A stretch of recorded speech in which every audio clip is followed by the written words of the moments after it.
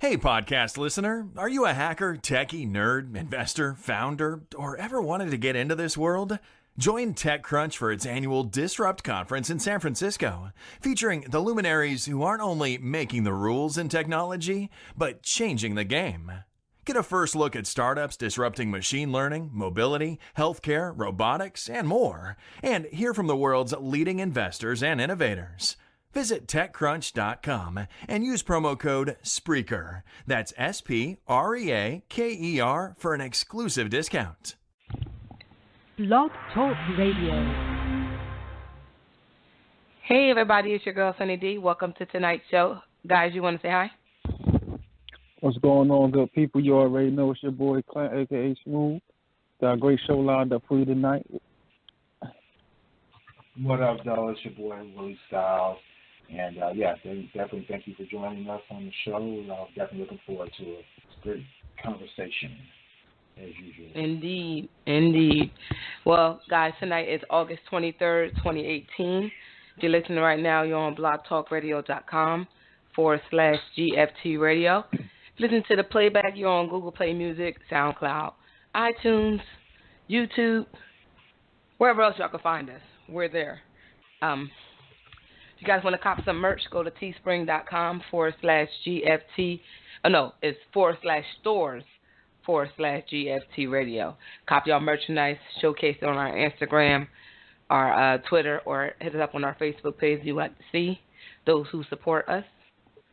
Am I missing? Oh, yeah. If you guys want to chime in, phone number. I don't think last week we gave it out. We gave it out in the middle. Yeah, we gave it out last week. The phone number. Oh, we did? Okay. So it's 657-383-1155. I'm pretty sure if you guys read the topic, you definitely want to call in and join this conversation. So we look forward to the callers. Y'all want to jump right into it? Why not? Right to it. All right. So how did we come up with this topic? I know it kind of was off of a topic that we had, but it was kind of more in depth.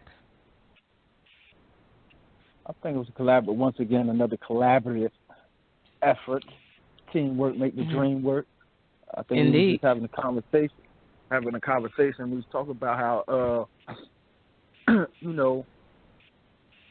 was talking about things that are going on in the black community, the police brutality and stuff like that. And we got into how, some people, blaming the victim, or saying that we're playing, Would you say some skin folk ain't kinfolk? Yeah, some skin folk ain't kinfolk. But some people, in some cases, I do believe, race. We do play the race card when it's not needed. That's how we really got on it. We talk about playing the race card, and then other people were talking about, sometimes, playing the victim dilutes the message, dilutes the real fight. When we start playing the race card in situations that really don't deserve it. And then, like you said, you had some skin folk ain't kinfolk, and they like to blame, that self-hate. They like to blame the victim. They like to blame us, saying we're the cause, and not have, and especially some of these police brutality cases, not have the officers take responsibility. It's always on the the victim. Well, he should have complied. He should have did this. He should have did that. But that's how we got into the topic. Yeah. Willie, you want to add to that or no? Yeah, I mean, I like you said, a lot of it is the victim blaming, but also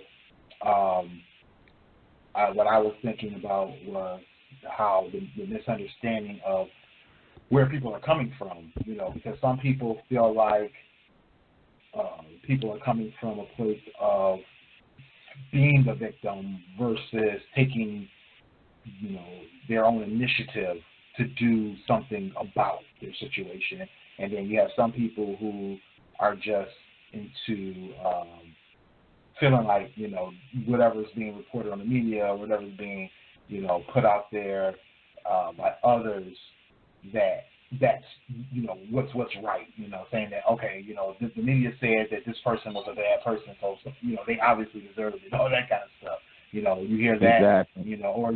or you get, the representation of that person being negative. I know for the longest we had to fight the imagery that was being put out about victims of either police brutality or in some other kind of social injustice, where the victim would be put into a light where they either looked like they were criminals or looked like they were up to no good and that kind of thing, instead of their best. It's not even the criminals, because we talked about it's not even just the criminals, because we talked about the girls that were going missing, and even their pictures to find them were like pictures of mugshots versus like their like school pictures and things like that. So exactly. Like it's basically saying like they were locked up. Like it doesn't matter that they're missing because they were locked up here and there.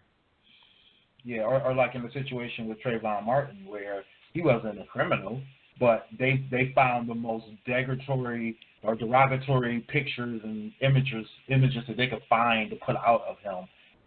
When it came to representing who he was versus showing that's their way of devaluing this young man was loved. He had a family and things of that nature. And that one, he was just a young man. They tried the best to make it make it out to be more than what it was. Yeah, it's basically victim blaming. It's like when you have not to kind of go off topic, but to kind of understand for those who not comprehending what we're saying. It's like when a woman or a person is raped and they go through their history and they try to say what they might have, just like basically blaming them because of whatever experiences they chose to be a part of in their life and stuff. So it's victim blaming. It's the same thing. And it's like it just amazes me as a person of color. It doesn't, but it's just like it's so hurtful for me to see people that look just like me do what other people that don't look like us do. Try to justify a black person getting killed for no reason. Like they're trying to make sense of it. Well, the cop wouldn't just shoot them for no reason. Well, they said that they were doing drugs back then, or they try to basically victim blame, and like it's already bad that we hear from others, but when you hear from your own people, it's like wow, that's like it. I mean, it's common, unfortunately, but it's just still like wow. Yeah, I mean, it goes back to like. Okay, go ahead. No, I was just saying it goes back to like how we was talking about last week, when we was talking about how the animals, in some cases, are viewed or more humanized than black people, and that's what it is. We have black people have become so dehumanized that it's kind of when something happened to us, the first thing that comes to everybody's mind is, well, it must have been our fault, or we deserve it. Not that okay, maybe he was actually a good person and the cop was at fault. You know what I'm saying? And and also with this topic, it wasn't just about we didn't just talk about police, but it was about politics as well. Yeah. You know what I mean? Because we was talking about, all of us, we're not a monolithic group, so to speak. But certain things affects us all. Certain laws, certain policies affects us all as black people. So, on certain things, we all should be on one accord. We may not agree on everything, but we need to be allies on certain things. We need to come together and stay on code. That's what other races have over us. They stay on code, even if a lot of them don't agree. You know what I mean? With it says they still stay on code. Like Willie always brings out about the Republicans. That's how they be succeeding. Because whether, most Republicans, be honest, probably don't like Trump. But in order to win, what they was going to do, they was going to back him. Because they seen he had momentum. We don't really have that. We have so much discord and infighting and division within our own community because, goes back to the topic, a lot of self-hate. You know, it comes from even when you go, I ain't buying black. I hate black businesses. Every time I go to, you know, when you talk like that type of speech, you know, I never understand. You know, that's negative hate speech towards your own kind. You feel me? When you go to these other establishments and they treat you the same way. You feel me? Or even if they do smile, they don't care nothing about you. You know what I mean? Yeah, I think. Go ahead, brother. Yeah, I think a lot of that too is just the like you said, the inability to understand why we need to be united, and the inability to understand why there's an importance in having a united front, as well as, you know, getting behind something regardless of the benefit to you, you know, because, I mean, I don't want to generalize, but unfortunately there's a lot of black people, I mean, it's a lot of people in general too, but there's a lot of black people who will do that, who will say things like that because they don't see a benefit to them personally. You know, they don't understand the community. The community will benefit from having, you know, black-owned stores, black-owned businesses, being able to have a united front in terms of how we handle situations in our community when it comes to defending our elderly, defending our children. You know, I'm trying to remember what it was. It was a situation, I believe it was in New York and Brooklyn, and there was a grandmother went to a beauty salon, and something happened. Basically, bottom line is she didn't want to pay for her whole service. She had multiple services done, and she had a problem with. She didn't want to pay for the eyebrows. Yes, eyebrows. Yeah, that's the one. Yeah, I remember that. Okay, I know what you're talking about. Yeah, so the store owners or the salon owners were of another race, and they attacked her. And, you know, the beautiful thing I noticed in the situation, the aftermath of the situation, is that community got behind her and got her, you know, and you know, they boycotted the shop. They actually staged protests in front of the shop, and what they did is they called it a shutdown. So they basically, you know, they went in there, they, you know, told people what happened, you know, kept people from going in there, and basically shut the place down and kept them from profiting off of black dollars in the neighborhood that they cared nothing about. It was about the people that they cared nothing about.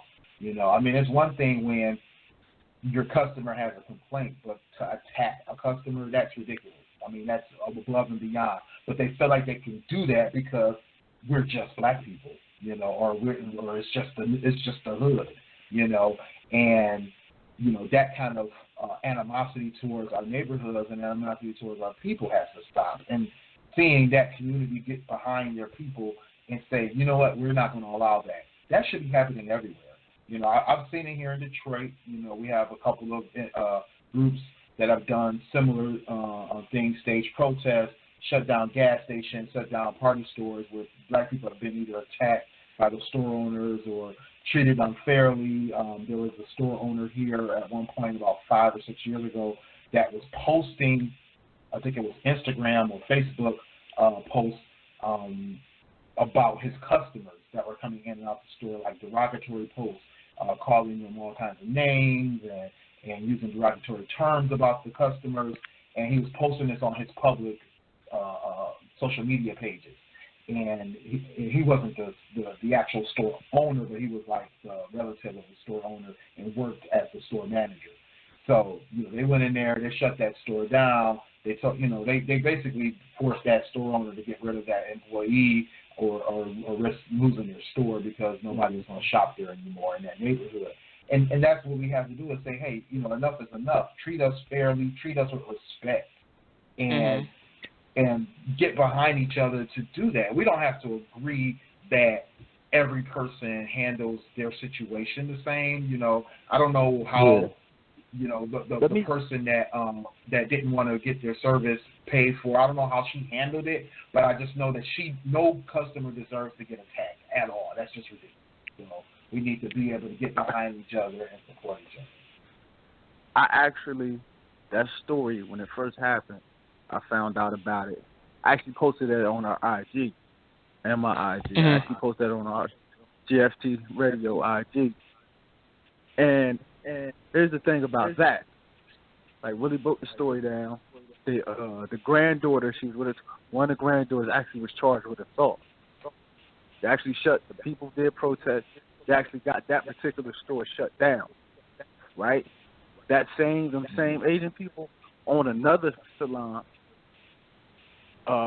in the same, like, close to the same neighborhood. Mhm. People in that, when they went to go protest in that neighborhood, the black people in that neighborhood didn't want that one shut down. They didn't want that one shut down. You feel me? So they had a chance to shut both of them down, you know, and just because in the other neighborhood, them people really didn't want to get into it, they didn't shut it down. Also, Mhm. And during that first, when they shut that store down, right, and they're doing the first protest, the lady who actually made it go viral, we on GFT Radio follow her. Her name is Brooklyn Goes Public. She was saying how, you know, she put up the post. She was like, she want people to come out, sisters could come out, fellas come out, support your sisters, defend us, you know. So the fellas came out, right, and it was a group of sisters who, when the fellas came out, and I guess everybody was talking, and one of the brothers started speaking, you know, it was a group of sisters, black women, that was basically trying to get him to shut up and let the woman speak. We don't want to. This ain't for the men. This is for about the women. You feel me? They tried to hijack. Yeah, they tried to. That's and that's counterproductive when because you want the black she men came on. And that's the. I'm sorry. Go ahead. Yeah, like she came. Yeah, she came on, and she did another post, and she was like, I asked the brothers to come out. I asked the brothers to come support it and defend the woman or black women, and they did. You know, they came out there, they held it down, and what happened? It was a group of women that was trying to get them to shut up, and she was like, that don't represent us. That's not a part of our movement. That's not what we need. You feel me? Mm-hmm. Don't try to change the narrative and hijack. We were out there for them people, for that grandmother and her two grandchildren, and we wanted the black men and black women out there in support. You feel me? But we're so divided, and everybody got their own little cause that they want to champion. It's like we don't know how to come together. We don't know how. But to see, that's come the together. thing, though, because for the black women, we always want the black men to. I mean, some of us are so used to some black men tearing us down, and so when you get these men that actually stand up for us, you're gonna it's counterproductive. It's basically you can't ask for them to hold you up and take care of you and be there for you and hold you down and love you, and then when they do support you and love you, you just like, oh no, we don't need you. You dead, and that's a problem. That's a major problem. Sure indeed. Definitely. Definitely.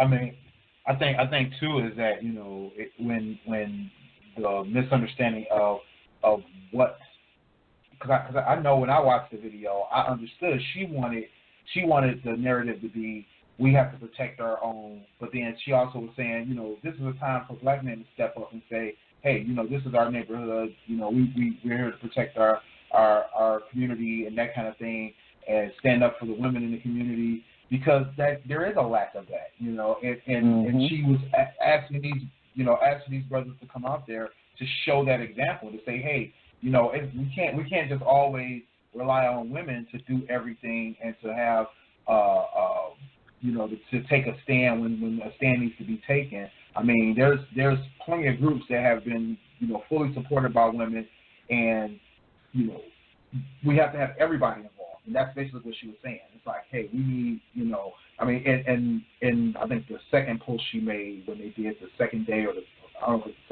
beginning of the third day, she was saying, you know, let's get these men involved, you know. And then I think her boyfriend or her husband or whatever was on the post with her, like, you know, come on guys, come on out, you know, whatever. And I think that it was basically, you know, that definitely shouldn't have happened. You know, they basically either they misunderstood why those men was there, and they should have understood though that the impact of that, to say it's not just women that are just saying, hey, this needs to be changed. This is everybody. It's men and women working together, united, and it shouldn't have to be a separation anyway. We all should be as a community fighting for our community, not just one person or one group or one sex or one color. You know, I mean, there should have been everybody out there to say, hey, this is an atrocity to our city, let alone our neighborhood and our people. So I think that, you know, kind of trying to bar or ban other people from taking part in saying, you know, having a say of, you know, why they're there or what the purpose is, and, you know, even if it is multiple purposes. I mean, that was the one thing I did, and, you know, kind of enjoy about when I went to the Million Man March, the 20th anniversary a few years back. And, you know, even though it was an extension of the Million Man March from before, but, you know, the minister had brought together not just, you know, NOI, not just a particular group. He brought together, you know, all kinds of organizations, groups, and people from all over the country to come there and discuss a plan, you know, and discuss, you know, why it was important for us to band together and do something about our neighborhoods, and do something about the police brutality, and do something about, you know, the crime, and do something about cleaning up, you know, where you live at. It wasn't for Nation of Islam to just say, hey, you know, this is Nation of Islam, this is what we say, and this is how you need to do it based on how we do things. It wasn't just them, you know, it was multiple groups and multiple religions. It was coming together, bringing people together. That was the purpose, you know. So I think people, you know, they miss that point, that we all don't have to be on the same page on 100% of everything, but we have to learn how to get behind each other on the basics and on things that matter. You know, financials matter, our community matters, our children matter, our elders matter. So we have to be able to get behind each other on those things and push each other forward on those topics and on those situations. But I think some of the problem is that when people of our same color speak up for us, some people nitpick, like concerned about everything except for the message. Like they're worried about the person's personal life, like just, you know, different things, or about their past. It's a lot of that, like where they used to do blah blah blah. It shouldn't matter if they're coming to the point where they're trying to do something, because a lot of the stuff, like even within our own cities, you see some of our community people or people that are like known and throughout the community, when they try to do things, a lot of people go off of, oh, well, you know, back then they used to do blah blah blah, and it's like those types of things. So it's kind of like tainting the ideal of what they're trying to do. So because we have to understand that not. Go ahead. No, go ahead. Finish. No. Oh, I was just going to say we got to understand that not everybody is perfect, and if they're working at bettering the community as a whole and doing stuff for the black community and us, and they're actually doing it with the pure heart and no ill intent, like we should back them. I agree. Well, I'm gonna play devil advocate a little bit. We have to be able to take critique and criticism from our own as well. Indeed. I think that's a major problem. I think that's a issue too. Like when it's a balance. You know, sometimes we can be too critical of our own, and a lot of people, and we all understand that a lot of people that are critical are people that don't do anything. You feel me? Mm-hmm. So you got to learn to ignore those people. But at the same time, you know, like at the same time, you still have to be able to be critiqued. You still have to stay on your P's and Q's. We just can't let, in my opinion, like we were talking about before, if say we decide to throw a back to school drive or whatever, mm-hmm. and we promise this, that, and the third, right? but we don't live up to them. We still throw the drive, but we don't live up to everything that we said we was going to do. You feel me? I think we deserve to be critiqued at that point. You feel me? Okay, yeah, we did something, but we didn't really do what we said we was going to do.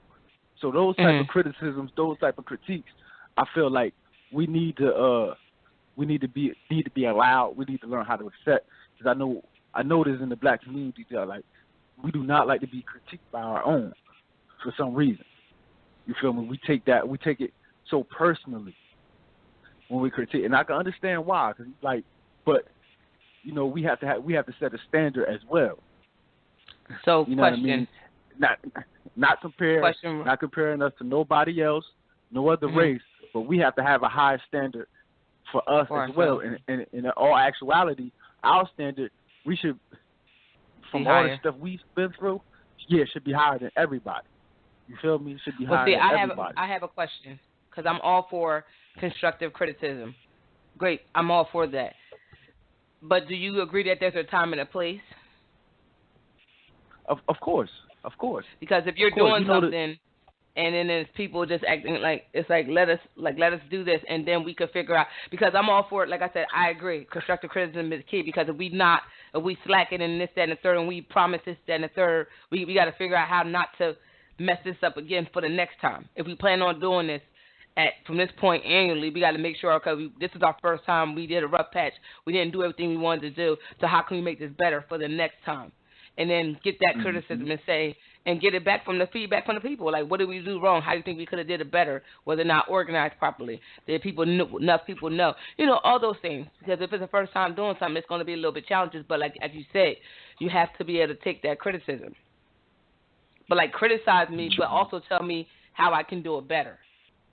Don't criticize just to criticize. And a lot of people criticize just to criticize.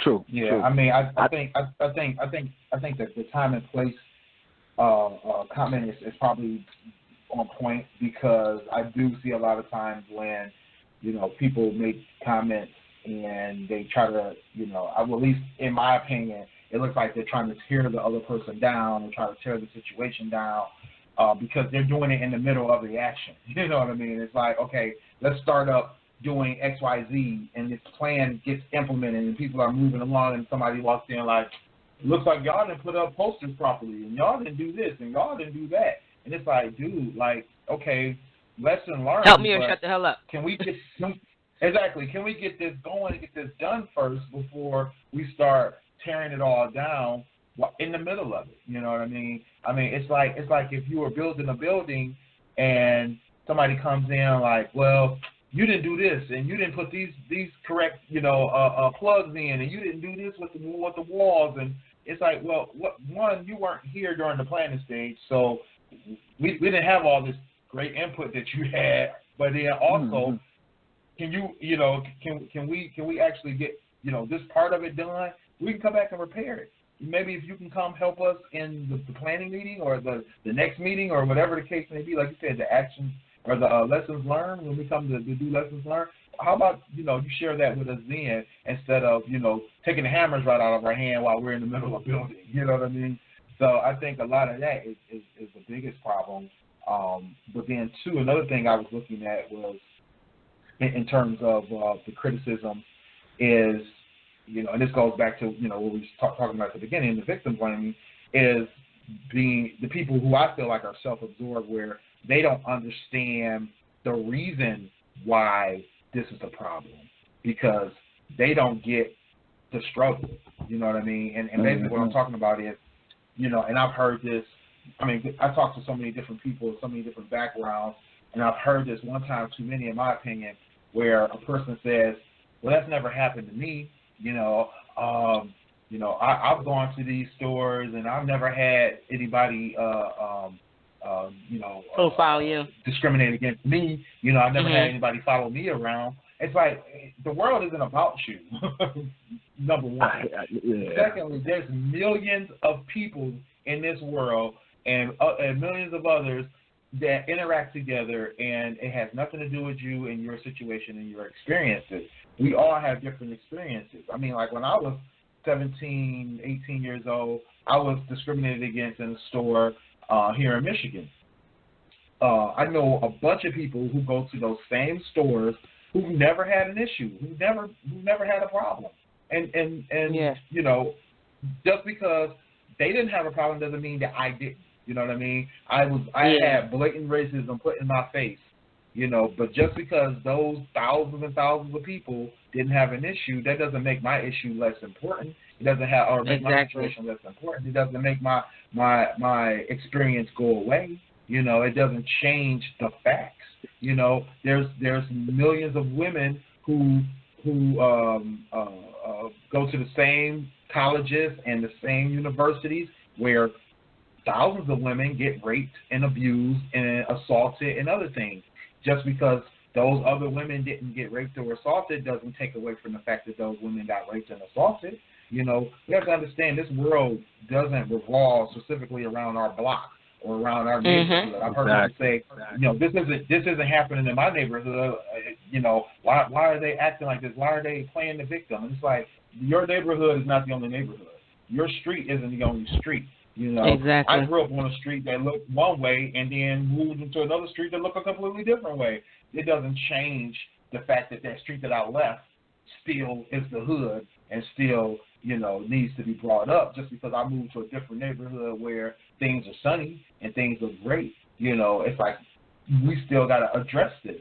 You know, we can't just walk away from it and say, oh, you know, it's not happening over here, so it must not be happening. You know, same thing with the whole president situation. This is why we said at the end of the show, when we talked after our show last week, it's like with some people they're gonna have to really experience it because they're like you should be able to feel the pain, the anguish in somebody that went through something, especially with what's been going on lately, and understand their plight and how they feel because it's crazy. Like imagine something like that happened to you. It shouldn't have to happen to you for you to feel the plight. Like so you basically got to get to the point where somebody is blatantly being a racist.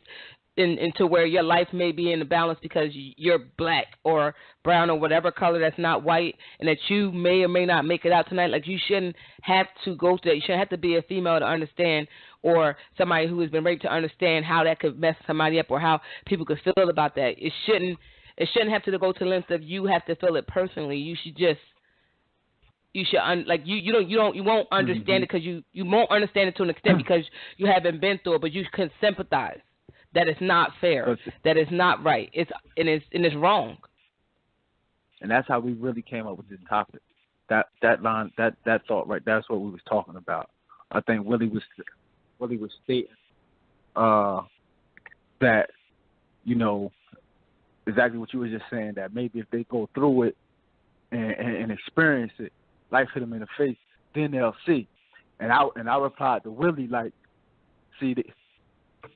For a few maybe, but some people are so self-absorbed, so caught up in their own world that even if they experience prejudice, racial profiling, in their mind, they'll rationalize it. Mm-hmm. You feel me? They'll find a way to rationalize it because, you know, they don't want to accept the fact that those type of situations are prevalent. You feel me? Exactly. You know, some people it'll be an eye opener, and to others it'll be like, well, maybe he was was having a bad day, or maybe I did do something wrong. You know what I mean? And they so wrapped up in what they're going through or how they see things that they really don't see they'll never see the big picture. They'll never see the big picture. You feel me? It has to take something real dramatic. And it's like, you don't want to wish, like, who really want to wish that on somebody? You feel exactly. me? So they can understand. You know what I mean? I don't really want, you know, somebody, like, we all have a friend or somebody we're associated with, like what Willie said, you know, because when he said that touched me. Like, I ain't never experienced that, or I ain't never go through that. It's like, you don't have to, like Sonny said, you don't have to go through it to empathize with certain things. You don't have to go. You know what I mean? No man has ever gave birth, but we know giving birth hurt. You know what I mean? Right, Yeah. Empathize. Exactly. You feel me? We've been informed enough. We should know already. You feel me? Your That's hands been you know hurt. what I mean? Me, At some point in your life, right? That you know.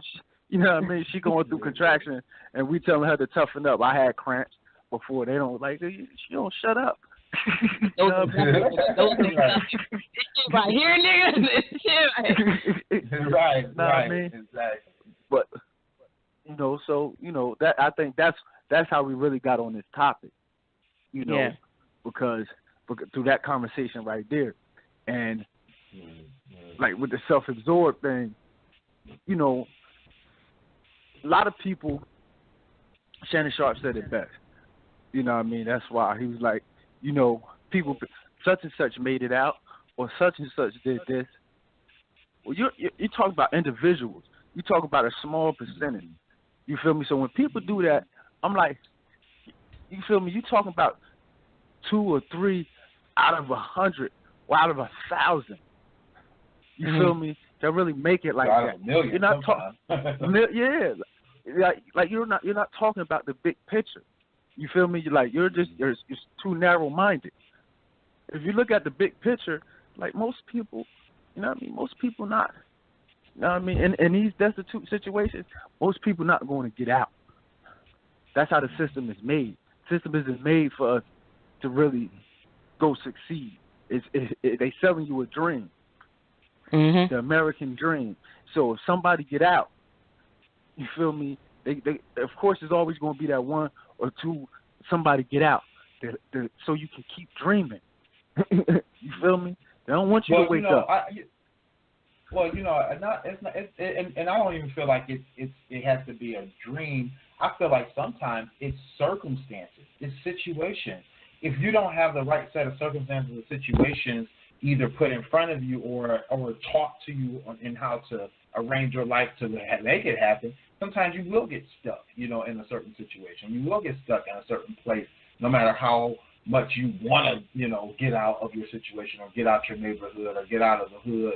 A lot of times it's like you have to know how to line that situation up properly to make those steps. You got to be able to put those ladders together.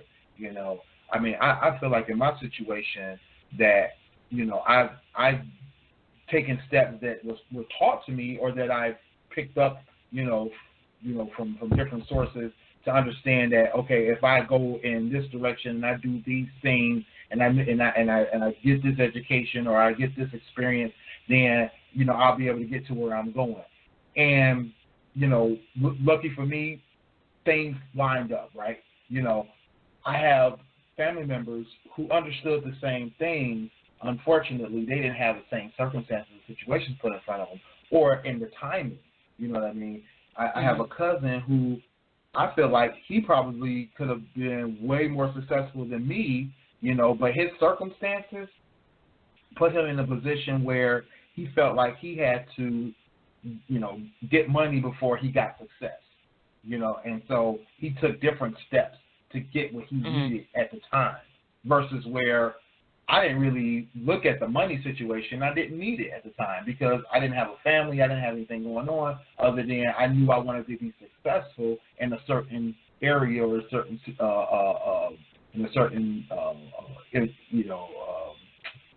industry. So I went in the direction of I need to be successful in this industry, so I got to take these steps and to get there. So everybody's not going in the same direction. Everybody's not doing the same thing to get to where they want to go.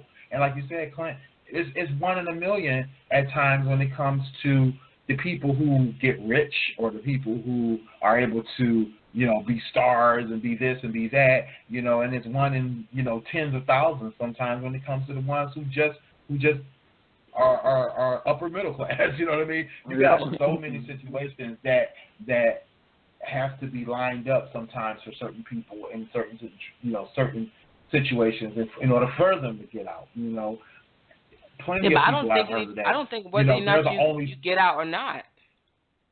I don't think it matters where you are, because if you move out into another area that's not your own and you make it successful and things like that, and you move to a predominantly white neighborhood, I think you can still suffer the same problems that we deal with. Yeah, I'm not. Well, me and my what I'm referring to is not really your location. It's your state of being. Because I mean, my cousin, he lived in white neighborhoods. He lived fat. He had it all. It's just that his idea of getting out was he wanted to get to a certain space or certain state of being. You know what I mean? He wanted to be able to have a certain type of life. It had nothing to do with the location where he lived. But what I'm saying is that sometimes it's you know where you're trying to go and how you're trying to get there. You know, but how you're trying to get there ends up putting you still in situations that are either, you know, crime-ridden, you know, life-threatening, or just put you in the wrong place at the wrong time. Sometimes, you know, not to say that you have no control, but sometimes that control can be taken away from you. And like you said, Sonny, is that sometimes even when you do get to a place where you're like, oh, you know what, I got it made. I mean, we see too many examples of that where people still end up in the same boat as the rest of us that haven't gotten that far, where they're still, you know, targeted, they're still beaten, they're still, you know, mistreated by the police, by society. You know, they still, you know, have prejudices put upon them, racist, you know, going against them. It doesn't matter, because we all still got the same skin we got to wear, no matter if you're in the hood or if you're in the burbs. That's not going to change. Yeah. Hold on, guys. We got a caller. Caller, you on the line? Hey, it's Damon. Hey, Dame. What up, Delvin? Hey. Nice topic. What are we talking about?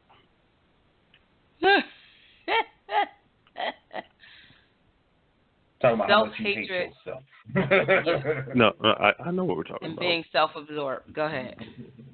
What are your thoughts?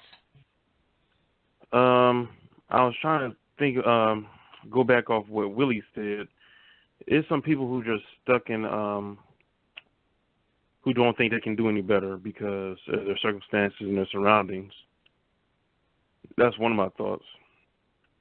My mom, she chooses to stay where she's at because she's comfortable. I'm not sure why that is. You know, I'm trying to get her out that hood. You know, she doesn't go out anywhere to bother nobody. She's not that type of person. But, you know, the neighborhood's getting pretty bad. I mean, it's been getting bad for years, but, you know, now it's time for her to move, because you can see the type of element that's coming into that area. You know, they don't have any love for themselves. It's more like self-hatred. They don't think they have a future. If you don't think you have a way out, human inclination is to self-destruct. So I think that's what we're seeing in like certain areas like Chicago, when there's so much going on there. You know what I'm saying? As far as the violence and the shootings and just the relentless mass murders that's going on. Yeah, I was definitely wanted to touch on that when we were gonna my bad. move past it. No. I'm glad you mentioned it, because that's a whole another type of self-hate. Because, you know, when you get to the point of not wanting to do better because you're comfortable in a situation, not like with your mom's situation. That's a different. You know, that's an elderly person who doesn't want to move out of their home because they were like, hey, this is where I've been, and I don't want to go. I'm talking about those people who are like, you know, I'm in the hood because I'm hood, and I'm ghetto or I live in the ghetto because I'm ghetto, or whatever the case may be. Mm-hmm. And, you know, they do crime because they feel like crime is part of their nature, or they do, you know, they're violent because violence is a part of their situation. And, you know, that's another type of self-hate, you know, and that's definitely has to be addressed too in our community, is the self-hatred where you don't see the benefit of being positive. You know, we actually kind of touched on this earlier in the pre-show. Is Sunny had made a comment about something, and I was telling her how she should have talked about it, and you know, I was joking around, but basically, I was saying how in Detroit we have a stigma. I mean, we have this stigma of being rough, grimy, down and out, and when I travel, people always ask me, has the city come back, and how do you live in a situation like that where things are so dire, and it's that stigma that people have about us that some people here have about themselves, and I tell people all the time, like, yeah, factories have closed up, jobs have been lost, people are having situations put upon them that are tough and they have to come back from. But the thing is that it's nothing that we can't get through. It's nothing that we can't, overcome. I've been laid off a couple of times from a couple of different jobs. I've come back and done much better in the next place. I've seen people all over the city who have succeeded regardless of the opposition and the adversity put in front of them, But you do have people here who live in this dismal state where they feel like, there's nothing out there for them, that there's nothing, that everything that people say that's good about the world is a lie or something that's false and a fable to them, because they feel like the drama, the violence, and the destruction that they see around them is all there is. They don't know anything else, and they choose not to know. They put blinders up. That's what I want to get into. I'm about to. First, I want to give out the phone number for all those who are listening who want to chime in and get their thoughts and opinions. That will be much appreciated. Y'all can hit us at 657-383-1155. That's 657-383-1155. Now, since we got to that point, I'm glad we got here. Now I'm gonna offend some people, and I hope I do. I hope some people listening, tell somebody take it to heart and feel some type of way. We say it's self-hatred, but it's also, because you talk about the dudes and women who feel like they ghetto, feel like they hood, and they want to perpetuate that ignorance, because that's what it is. A lot of them are ignorant. First of all, a lot of it is self-hatred, and a lot of it is being self-absorbed, being selfish. You feel me? Because at the end of the day, it's almost like suicide. You're killing yourself. Mm-hmm. You feel me? You're killing yourself with no regards for no other living thing around you.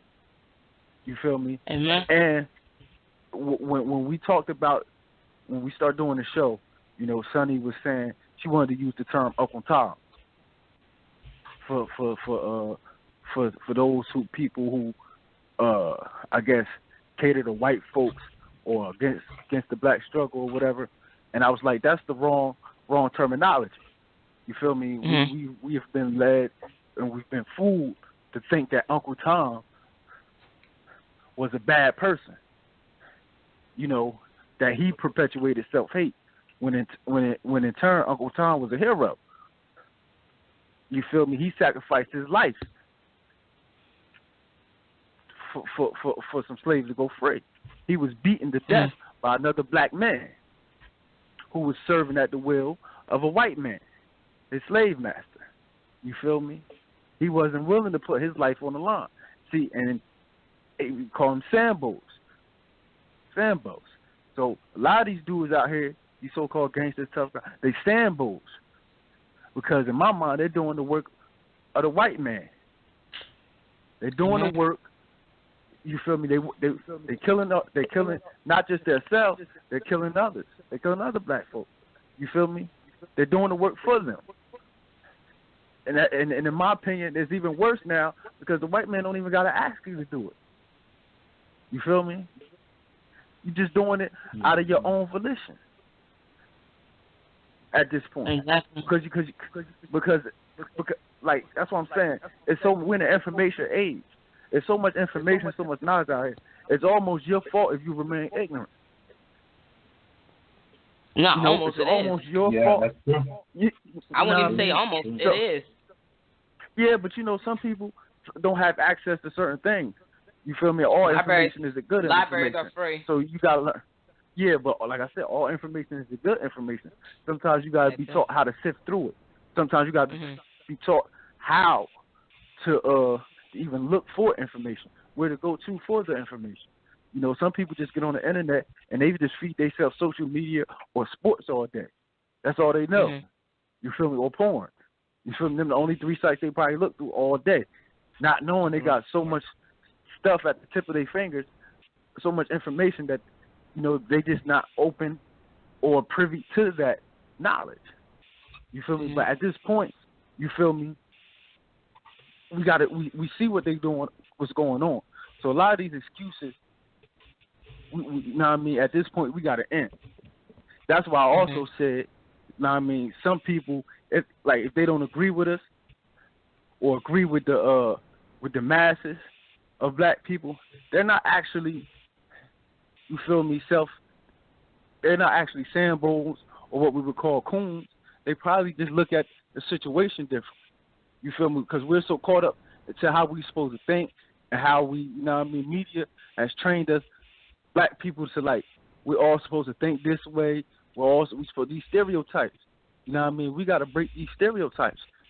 You feel me? We got to let it be known we're all not the same. Exactly. We're all not the same. You feel me? It doesn't help. These dudes. I'm sorry. Go ahead, bro. No, it doesn't help. The stereotypes come from jokes, from comedians. Exactly. Who an intelligent person would know those are just jokes to make lightly of a serious situation, is not to be taken seriously. But you have people who look up to these comedians, actors, actresses, and for some reason, in the black community, the black man's leaders, or who sort of be taking lead in the community, are entertainers, not politicians, not educators. But in other communities, they are actual leaders like teachers, doctors, lawyers, taking the lead, because we've all known just to shuck and jive. You know what I'm saying? Just to put on a show for the world's entertainment. You know what I'm saying? We don't. I know exactly what you're saying. We don't have that. When in the 60s, Martin Luther King, Malcolm X, the main people that people looked up to, they've been eliminated. You know what I'm saying? Malcolm spoke about that. Yeah, Malcolm spoke about that.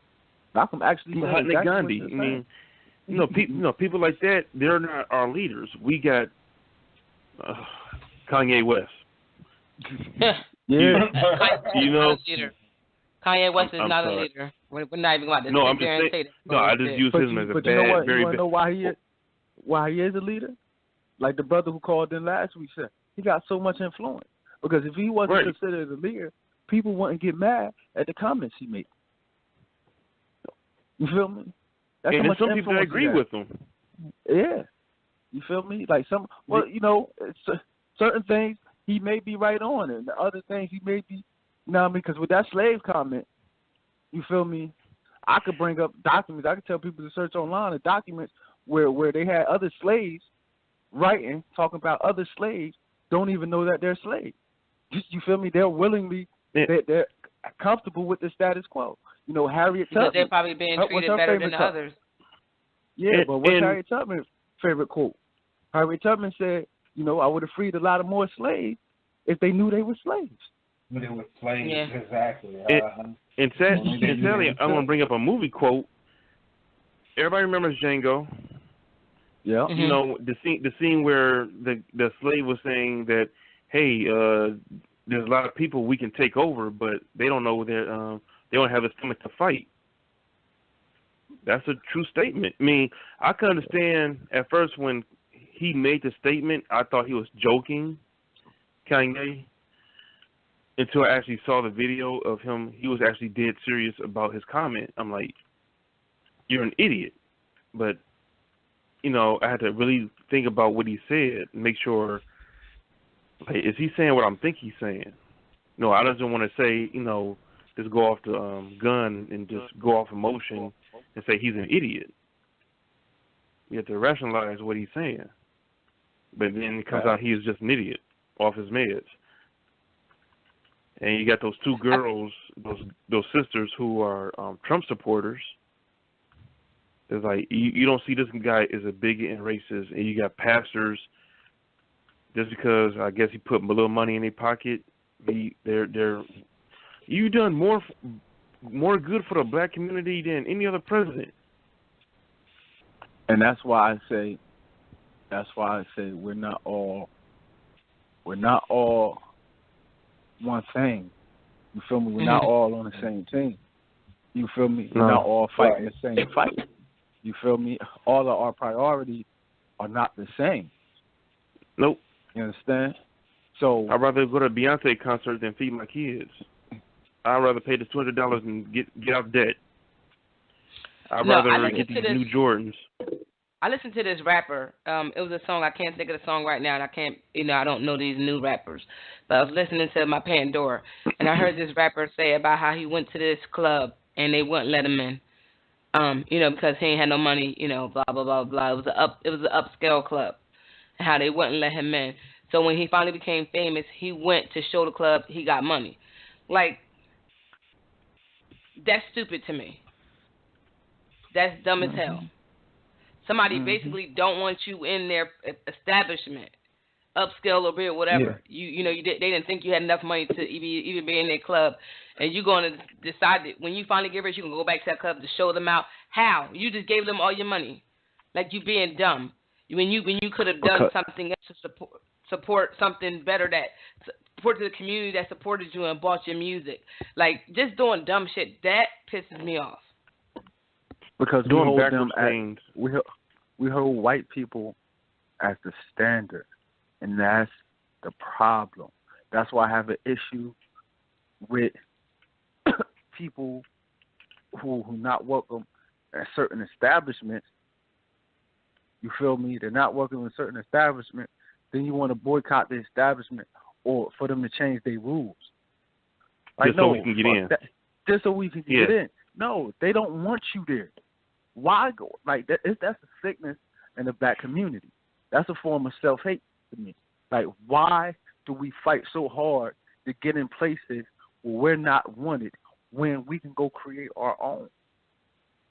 We don't want to create our own because we don't believe our own is good enough. That's the problem as a whole. It's something about as blacks, our self-esteem is very low. That's why one of my teachers actually said that blacks have low self-esteem passed down from generation to generation because of what we've had to endure over these years. I was listening. I don't know if you ever heard of the dude Brother Polite. I don't know if you ever heard of him. He's like I've heard of him. I'm not really. Yeah, one of them. He don't consider he came out as like from the conscious community, but like he do his own thing as well. He preached about money. You feel me? He's like, most of all our teachers are Dr. Benz or John Henry Clark's. They died broke. They gave us all this knowledge, and they died broke. So he promote, get that knowledge, share that knowledge, but also get money. You know what I mean? So a lot of people from the conscious community hate him. But he said something the other day, that I said before too. And I was just saying on Twitter, I was like, a lot of things, because Damon just brought up how that self-hate, that self-esteem, that low self-esteem is passed down through generations. And I said we got to understand that how much we love our grandparents and great-grandparents. You feel me? We got to accept that they were wrong on some things. You feel me? That they were ill-informed on a lot of things. You feel me? You got to understand that they made it. It was made top priority to have us as uneducated as possible on them slave ships, on them slave. And you know, a lot of our great grandparents, their parents, and stuff. Well, you know, they got a lot of their information from slaves, other slaves who were ill informed. So in our community, you know, we're like one of the first, you know, generations to where we have all this knowledge at our hand. You know, and to me, like, it's up to us, this generation, to change that tide, because there's a lot of negative imagery, a lot of negative feelings, a lot of bad self-esteem, like Damon pointed out, that has been passed down through generations. You know, it's going to take more than one generation to change it, but at least we could start changing it now. You understand what I'm saying? Yeah. Because, you know, you got to unlearn to relearn. You feel me? Yeah. Black people really got to unlearn a lot of the stuff that we've been taught. You know, it's like the brother last week when he was talking about, you know, how, you know, they sold us stuff and we still use stuff in our houses that our great-grandparents use, our grandparents use, because that's just what we know. That's, you know what I mean? That's just what we was taught. You know what I mean? When he said that, he was like, when he brought up the comment, or like, damn, I just used comment. Yeah. that night. You feel me? Like, literally. You know what I mean? Because, you know, that's what my great-grandma used. Yeah. You feel me? But just this simple stuff like that. Like life, you know, lessons, you know, of course, you know, they had a lot of wisdom. They've been through a lot, so they could share a lot of wisdom with us. But some of the information they had, you know, was false information. You feel me? Yeah. It was false information. Like we thought, like we talk about voting. And how, okay, you know, they fought for the right for us to vote. But we just thought voting was going to change. Not realizing it's their system. You know what I mean? It's their system. So us just voting is really not about to do that much to their system. You have to infiltrate that system. You feel me? You have to be more educated on the political process. You got to be more educated about who you're voting for. We have to get in that system in order to change it. You know what I mean? We just can't voting our way out of it. But that's what the previous generations thought. Just going to the polls. Oh, everybody, we black. Everybody should be Democrat. And we didn't even start out as Democrats. Been voting for Democrats for decades. Yeah, we've been voting Democrats for decades. And what has changed? Ask yourself, really. What has changed? You know what I mean? Not much. Yeah. Not much. I'm not saying voting Republican will change, but I'm saying we got to get out of that cycle. You know, we caught up in this rat race and we ain't going nowhere because we're still working off dead information. Yeah. I kind of want to touch on another thing of self-hatred. I know I discussed it on the previous show when I watched that court show with a girl. She was lighter complected. Her mom was dark skinned. And she was basically going in on her mom's, you know, and the judge was looking at her like she was crazy. And she was like, "That's not my mom. She too dark to be my mom." Like we talked about this on the past show too about the different complexions. Like it's hate within that. It's people that and I say this because every day I go on Facebook. Every day. It's light-skinned women think they all that. The blacker the berry, the sweeter the juice. Like, all this stuff. Oh, I'm dark-skinned, so I'm it's basically to the point where if I go on Facebook as a light-skinned female and say, light-skinned, we all in, I can guarantee I'm going to have a whole list of comments cussing me the hell out.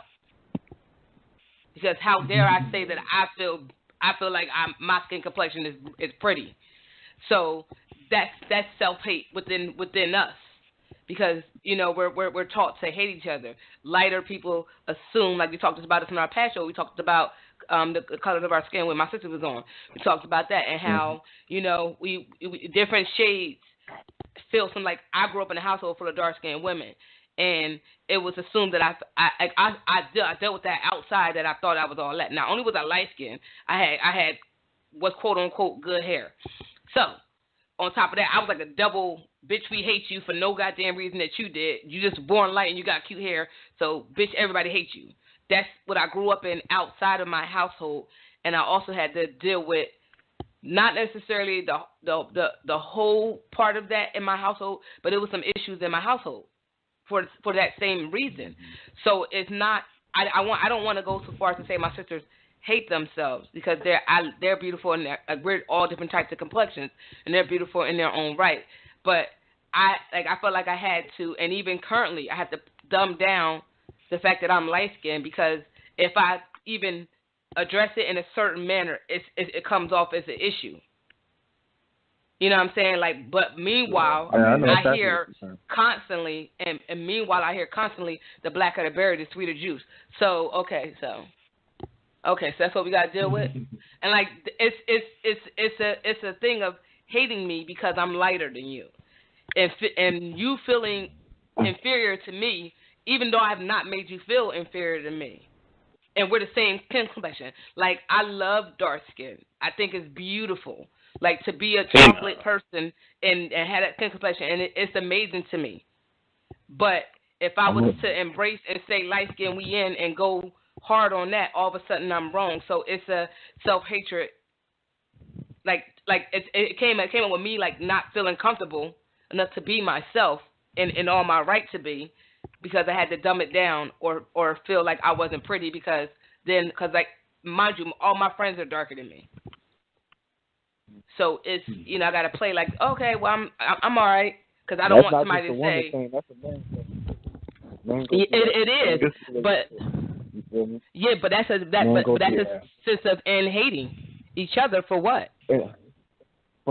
Well, a lot of that stems from slave times and during the pre-civil rights time, was that that was white folks' way of keeping us basically keeping us fighting each other. You can't join together if you hate each other. That kind of thing. Mm-hmm. And but it still happens.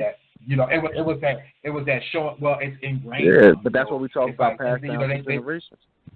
Exactly, it's generational. It's definitely a generational curse of them showing that preference for white is right and light is right. And I mean, you see it now in other countries. In India, they have a caste system in India, and part of their caste system, outside of just being wealthy and having prestigious jobs and things like that, they also have this situation with skin color. And lighter skinned Indians have the preference in the higher caste in India. You see it in South America, where they bleach their skin and they try to lighten their skin to the point of they want to be white, or they actually, I don't know if it's Brazil or another country, but there's a couple of countries down there where they purposefully integrate themselves with white people to have lighter skinned babies. So in that way, they know that their children in their line will continue to get lighter and lighter, because to them, being light skinned or having lighter complexion and paler skin is what's in for them. So it's been something that's been perpetually put upon darker skinned individuals and communities is trying to uplift this difference in color and highlight this difference, as if it has something to do with anything.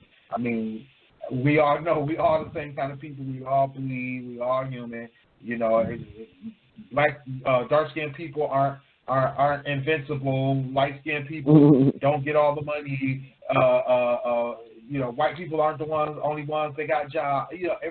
Everybody is human. We all have qualities that are unique to ourselves and unique to our cultures, but our skin complexion technically has nothing to do with any of it. So, this myth and this fable has been pushed out there to break it apart. And it's different layers to it. There's different layers to what you're talking about too, Sonny, because and there's a lot of double standards within it. You feel me? Mm-hmm. A lot of it, as you keep saying, you hear blacker the berry, the sweeter the juice. Sometimes what people got to get over is other people's preferences. You feel me? Mm-hmm. And, and some people got to understand that you may like somebody, but you may not be attracted to that somebody. You feel me? Like, I got a friend, he's more attracted to dark-skinned females. He's more attracted to dark-skinned females. He doesn't hate or dislike light-skinned females, but his preference is dark-skinned females. I have another friend, his preference is light-skinned females. He doesn't hate, and I actually seen him date a dark-skinned woman before. But his preference is light-skinned or lighter skin. You can't, at some point, black women got to understand, and black men, we come in all different shades. You feel me? We was never just one shade, ever. In history, it's never just, just one shade. We always came in different shades. So, we had that self-hate amongst us because we paid too much attention to TV. You feel me? We see all we see on TV and rap music videos of the lighter skinned female, or with the body. So it becomes those women get all the props and the oohs and ahs. So some other women, they get insecure about that, and that's what they want. You feel me? Or that's what they think all men want. Or all men not like that. All women are not like that. Because I know a lot of dudes who go through the same thing. You feel me? And women been saying, and here's the double standard. We never crush women when they be like, all right, dark skinned men back in style, or light skinned men style went out in the 80s, or not like. Men have heard that. I've always been an equal opportunist. But if we say, and I'm gonna quote somebody who was kind of controversial, Tommy Sotomayor. You feel me? He was like, a lot of shit we got to get over in the community, and I agree with you. I don't agree with him on a lot of things, but this is what I did agree with him with. It's okay for a man, to say, oh, who off limits are dark skinned women and fat women. He like, you can say all good things about them, but once you say something negative about them, or that you're not interested in them, you're called all types of dogs, insecure, or coons, or what have you. It's like they're off limit from criticism. You know what I mean? But if women say that about a dark skinned man, or I don't like short dudes, I only like dudes. When they have their preference, it's okay. You understand? Yeah. You feel me? But it's a double-edged sword. It's a double standard, and there's so many layers to it. Yeah, it's a generational thing, but also with people. The caveat in that is like you gotta allow people to have their preference. Mm-hmm. You feel me? Like sometimes we just gotta accept that we're not who we may be attracted to somebody. Yeah, and that person may be like, well, like you just said, I'm not your cup of tea, or you're not my cup of tea, and you just gotta eat that. You feel me? You just gotta. I've been told that it's happened. Well, yeah, and that's my thing. Like I don't discriminate. If I like you, I like you. I don't care what color you are, what you are. If I like you, I like you. Y'all know who my movie boo is. So, and everybody's like, what? And Willie was hating at one point, but I love him. I just don't think it's always when it comes to that. I just don't think it's always a self-hate thing.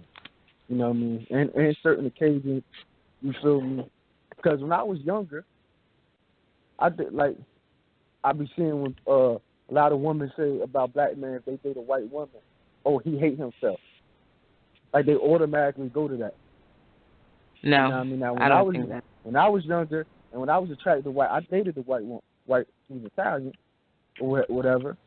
But at no point in time did I hate myself, nor did I hate black women. nor did I have an issue with black That's women. when black men are the most pro-black, when they ain't no white woman. I mean, sometimes I'm just saying. I agree with you. Look at the history. Yeah. I'm just saying. Like, am I being real? Have these mixed race babies be pro-black, but it's okay. And that's why I said we talked about it on the previous show. I don't discriminate. Whoever you like, you want to date, that's fine.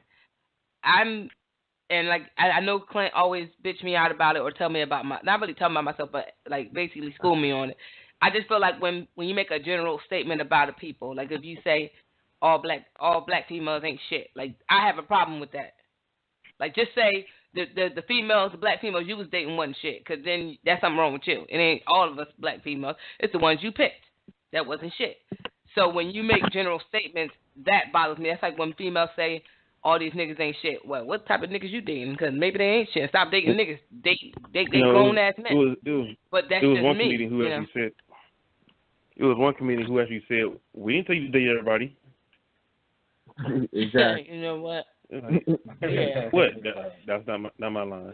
I mean, I wish I could take credit for that, but no. But and all that goes back to what I was saying about liking and not liking.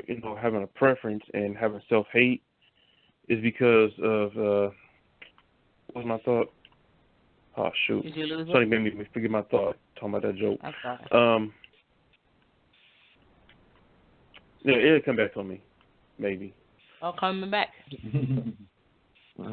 But yeah, I do want to briefly talk about the black on black crime, because I know we talked about it somewhat, but not really get on it. Right. But when people that are just like us, that when we talk about the crimes against black people, period, and they go on what about black on black crime, that's an issue for me, because it's white. Like, and I said, my rebuttal has always been, it's white on white crime, it's Hispanic on Hispanic crime, it's all these other people on people crimes, their own people crimes. Like, we're talking about just blatant racism against a people, period. Like, that's nothing. Yes, it is black people that kill black people. Yes, it is white people that kill white people. All the other stuff. So why is that always brought up when we discuss racism or racist acts or like oppression against black folks in that type of manner? Where people always say, "But what about black on black crime?" How do y'all feel about that? Because it's something I saw on Facebook. Somebody put an interview up. It's because of how the Caucasians feel. It's inbred to feel kind of guilty, almost like how we have that self-hate toward one another. It's almost like they feel guilty and they trying to, deflect how they feel back on our issue, try to make us feel like, try to make themselves feel better. That was my point about the self-esteem. Somebody who feels bad would try to deflect. What if it's black people saying that? I mean, they need to look at the area where all the crime is actually taking place. If you have a group of people, no matter who it is, black, white, Chinese, Asian, there is going to be crime against each other because you're in close proximity of each other. It's always going to be that type of situation because it's the proximity. All those people in Chicago are in close proximity of each other. Nobody, I'm sure there's like white on black crime and vice versa in mixed areas, but it's not as well talked about because it's morally focused on us. Yeah. When a black person say it, you feel me, it goes back, I really got to hear them out because, they could be on their saying bullshit, cooning, you feel me? It could, for real. You got to hear somebody, you always got to hear somebody's explanation, you feel me? Or they could just be narrow-minded because guess what? We do have an issue with killing ourselves. You feel me? We was just talking about it. You feel me? Yep. So that it's like we know that. But at the same time, you have to separate those two separate conversations. Just because one is happening doesn't justify the other or doesn't change that the other is wrong. Like, just because, yeah, it's violence amongst us in our community, and just like Damon pointed out, 1,000% correct, it's like we're in close proximity, so the same percentage of how blacks kill blacks, it's basically the same percentage amongst whites. So, I mean, it's no different, but it's just because, you know, they don't talk about, they dehumanize us, like we talked about earlier, so that's why they bring up that black-on-black crime, to make us seem less human. That's all that is when it comes from the white folk. So that's why that term originated from the white folk. So when we talk about black people saying that, you know, like if he or she can't differentiate the two in their argument or break down, you know what I mean, why or separate the two, to me they're corny or sandbone, you know what I mean, or they're just they're very narrow-minded and ignorant to facts. Like Willie was talking, they're so self-absorbed. Oh, it's not happening to me. I avoid it. So why everybody else can't? Like, you know, and like I said earlier, you don't want to, you know, in your mind, you be like, well, that shit happened to you, you'll see. But then you really don't want nothing to happen to them. You feel me? So, you know what I mean? Like I said, it depends on how they explain themselves. Willie, I'm about to wrap, but go ahead. I feel, yeah, I was just about to say, I just feel like the black on black crime, bringing that up as a counter to either Black Lives Matter or as a counter to why are black people getting, you know, police brutality put against them and why they're getting targeted, things like that. Bringing that up is just it's a cop out. It's a complete cop out. You know, I agree that it's something that's used as a divisive way of trying to minimize or take away from the facts. Like Clint just said, you know, it has nothing to do with the issue at hand. We know we have a problem with crime in general in you know in a lot of communities, but it has nothing to do with the fact that we pay as taxpayers, we pay for police assistance and police protection to mitigate crime and to what's the word when you know they're supposed to come in and supposed to de-escalate situations, not escalate them, and executors in the streets. It's not. One has nothing to do with the other. There's so many more people getting executed in the streets that aren't doing anything wrong than there are, you know, when it comes to what the police are doing to people who may have, you know, deserved it. You know, we see plenty of news stories where they're taking people to breakfast and to Burger King instead, but then, you know, somebody is trying to cross the street and they get shot in the back. You know, so one has nothing to do with the other. The other thing is that these are two separate issues that both have to be addressed. We know we still need to address violence in our streets. We know we still have to address, you know, violence in our community against our children, between our children. And the thing is that there's different approaches to both. You know, when there's the term being used, black on black crime, I agree with Clint in terms of, you know, it's a way to once again pit us against ourselves and to make us feel like, you know, we're animals. You know, you don't hear white on white crime, you don't hear Asian on Asian crime, you don't hear stuff like that because true to fact, black on black crime, it's not a thing. It's something that's a construct that somebody put out there to make it a thing. You know, there's crime. There's people hurting people. You know, black, white, yellow, Asian, whatever. We hurt each other and vice versa. Has nothing. One race has nothing to do with the other. Just because you're white doesn't preclude you from violence. Just because you're Asian doesn't preclude you from violence. You know, we all have violent people in our families. We all have violent people in our neighborhoods and in our communities. So being a certain skin color has nothing to do with that. I know plenty of white people who do crime all the time. So it has nothing to do with your skin color or who you're doing the crime against. You know, it doesn't make it right because it's black on black or make it wrong because it's white on brown. Whatever the case may be, we have to do something about crime in general.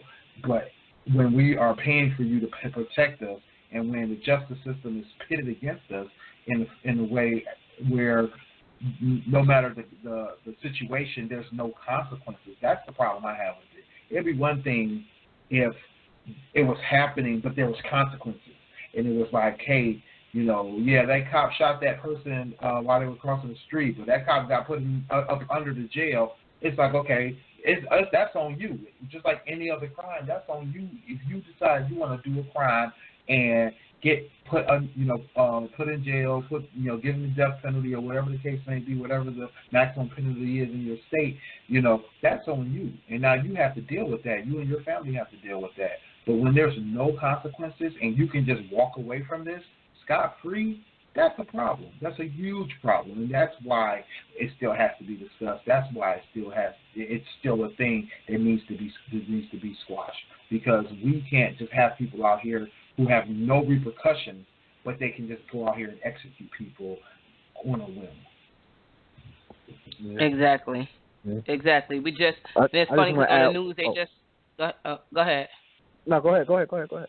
No, I was gonna say on the news you hear about the guy who killed his 2 daughters and his pregnant wife, and it's a tragedy. And then you hear about the undocumented immigrant kills a girl, and Trump is lost his goddamn mind about it. He like, yeah, I told you, like as opposed to this man who killed his whole family and pregnant wife. Nobody Trump ain't say nothing about that. But go ahead, Clint. He was a worker, that guy who you were talking about. That was actually Republican. He was a documented Republican that killed immigrants. Mm-hmm. No, I was just going to say, with the black on black crime thing, they always use that to negate the fact that poverty leads to crime. They don't want to talk about poverty and the poverty in America. So what they want to say is that the black on black crime, but they don't never talk about what caused it. You feel me? What caused crime, period. You feel me? As long as there's poverty, there will always be crime. Now, with that being said, poverty doesn't give you an excuse to be a criminal. But as long as there's poverty, crime will happen. You feel me? Violent things will happen. People will get fed up. It just is what it is. So whenever you talk about, they talk about the high number of murders and killings and ghetto areas, of course it's going to be higher because those people are in poverty. They're living in destitute situations. So shit like that is going to escalate quicker. The stressors are higher. You know what I mean? Mm-hmm. That has nothing to do with police brutality. If me and Willie get into a fight and the cops come, that does not mean the cops should shoot us. You understand? They should come to de-escalate the situation. But the cops... But they don't do that, though. Exactly. Because... And that's the problem.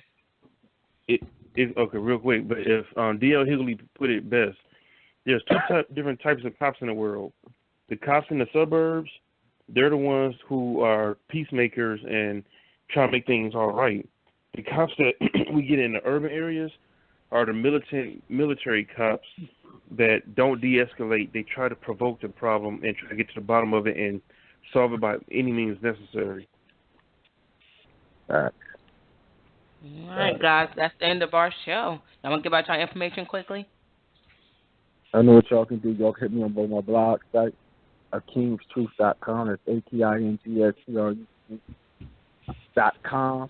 And Twitter at eTrentonGruber. That's your boy Willie Styles. That's at Willie Styles everywhere, and StylesRadio.com. Hit me up. And of course, it's your girl Sunny. I am Sunny_D. Instagram, Snapchat, Twitter. Hit me on my blog, unreservedlyme.com. Thank you guys for listening to tonight. Check out our website, gftradioshow.com. Cop y'all merch, teespring.com/stores/GFT Radio. Catch us on iTunes, SoundCloud, Google Play Music, YouTube. Of course, Blog Talk Radio. Good night. Shout out to Dane for always holding it down, too. Yeah, shout out to Dane. See y'all on 7 Appreciate days. you, bro. Bye. Holla.